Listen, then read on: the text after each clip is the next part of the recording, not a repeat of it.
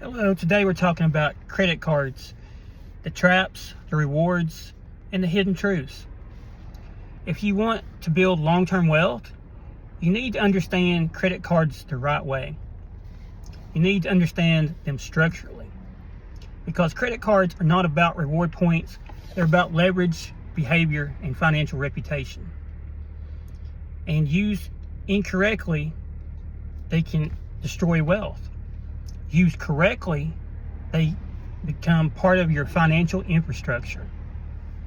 Today, I'm going to discuss the traps, the rewards, and the hidden truths most people never think about. First, what credit cards actually are. A credit card is a revolving line of unsecured credit. You are borrowing money from a bank. You agree to pay it back under specific terms. Your behavior is reported monthly to Experian, Equifax, and TransUnion. Those reports build your credit score. That score affects mortgage approvals, car loans, business funding, insurance rates, even certain job applications. So when we talk about credit cards, we're not talking about plastic. We're talking about reputation capital. And reputation capital determines access to opportunity. Now let's discuss the traps real quick. The first one to remember is the interest trap. Most credit cards are predatory when used incorrectly, because they have interest between 18% and 29%. If you carry a balance, you're paying double-digit interest, and that's unacceptable. That is the opposite of wealth building. If you invest and earn 8 to 10% per year, but you're paying 24% on a credit card balance, you are mathematically moving backward. Interest compounds against you. This is negative compounding. And negative compounding is one of the fastest ways to stay financially stuck. Next, let's talk about the minimum payment illusion. The minimum payment is designed to keep you compliant, not free.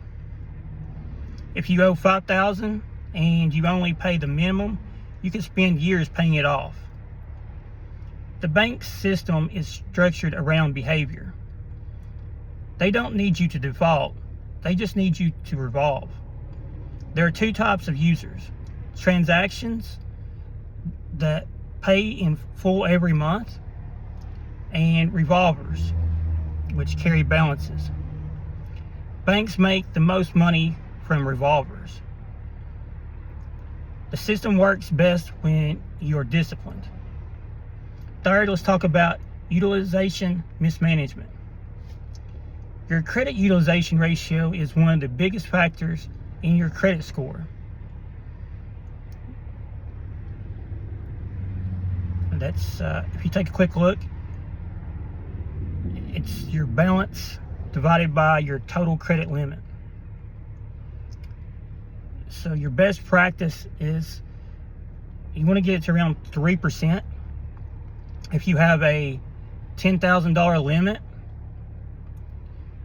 and you're carrying a $6,000 balance, that signals that you have too high of a utilization. Okay, even if you're paying on time, that's still way too much. Low utilization signals control. This is about optics and probability. And the credit system rewards stability. Fourth, let's talk about psychological spending real quick. This is behavioral finance. When you use cash, you feel the transaction. When you use credit, the friction is removed. And when the friction is removed, spending increases. That's backed by data.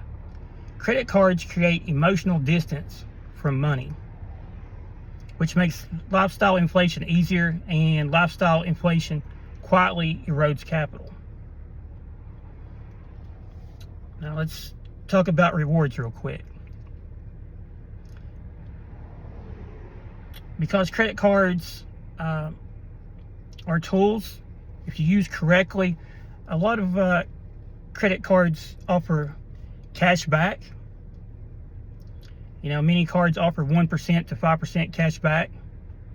Major issuers like Chase, Capital One, and American Express are great credit cards to have.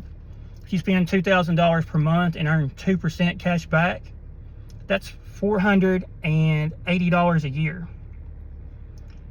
If you're going to spend the money anyway, so you always want to go ahead and use a credit card to pay your grocery bills and get that interest, get that cash back every week when you buy groceries.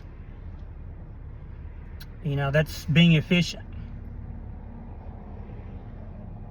But here's the rule: if you pay interest, you lose.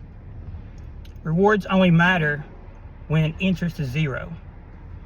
So basically, always pay your balance down. You can get down to, your credit utilization down to around 3%, and make sure you always pay your credit cards off.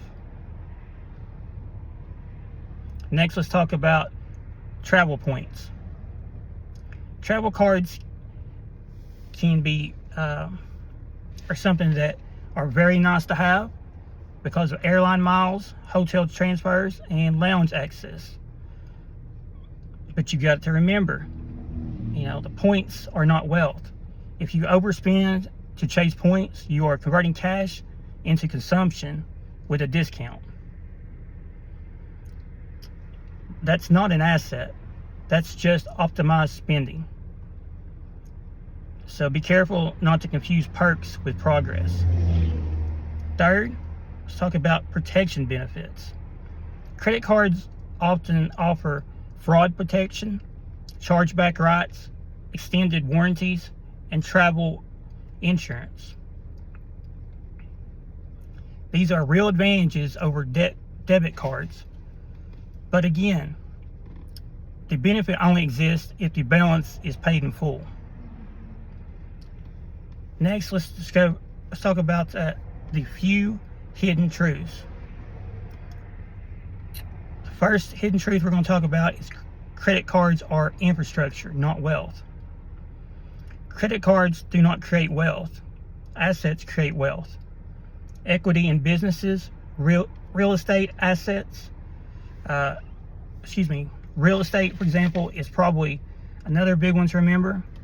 We've got productive investments and ownership. Credit cards support liquidity and flexibility. They are a system tool. So you got to remember that there's a lot of great advantages when you're using credit cards. You just have to remember to use them correctly. Always have a plan and use them with discipline. Another key thing to always remember is that credit cards are something that when used correctly, will help you in the long term, because when you want to go rent out a piece of property or something, they can check your credit report and it will show up, if you pay your bills on time. A lot of times, all that a business will see is your credit score. They may not know you personally, but they will, they can take a quick look at your credit score and determine if you pay on the time. Next, we have 0% APR is not free money. Promotional offers can be very useful, but you got to remember, that's not free money. Miss one payment and the promotional rate can disappear. Balance transfers often change 3% to, they can range from 3% or go even higher. So we have to remember to always, the keys to always to use these correctly. You know, it's very important that that we pay attention and have the right credit strategy. You know, when used wisely, you know, you can restructure debt correctly. Third, applications require strategy. Every application triggers a hard inquiry. Too many in a short period lower your score, signal risk, and reduce approvals. Applying, when you apply for credit cards, you want to apply selectively. Strategy matters, timing matters, and structure matters. Always remember, you want to only spend what you already have in cash. Next, you got to remember, pay the full statement balance every month.